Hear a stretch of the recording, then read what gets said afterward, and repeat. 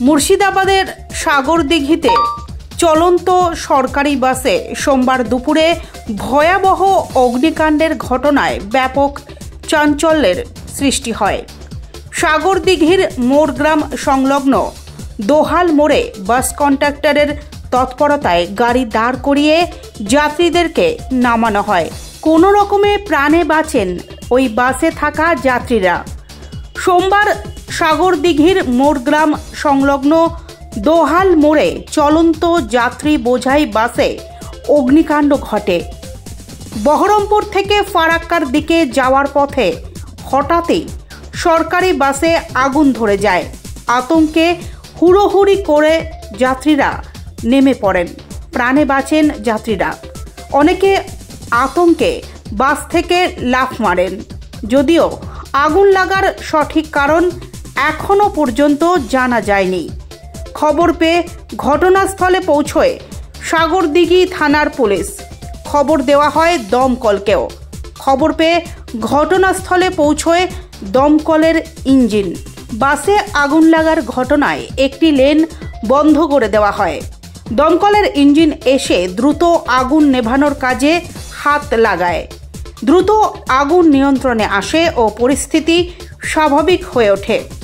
তবে কিভাবে চলন্ত বাসে আগুন লাগার ঘটনা ঘটল তা তদন্ত করে দেখছে প্রশাসন এবং দমকলের আধিকারিকরা।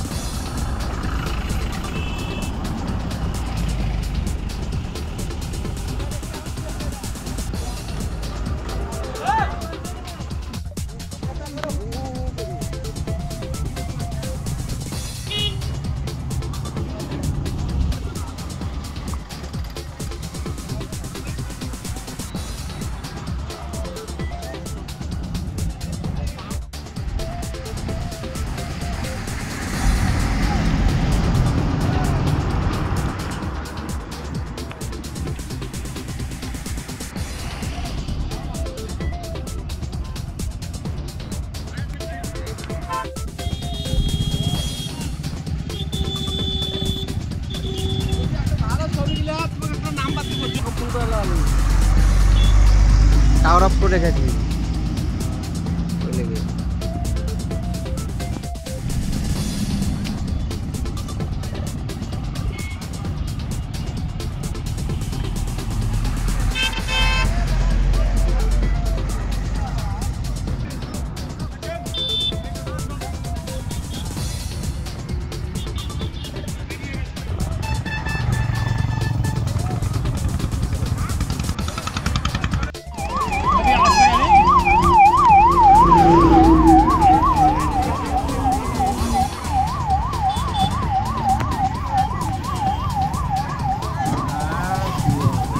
জেন আপনার জেন না মাথা আসবে জেন না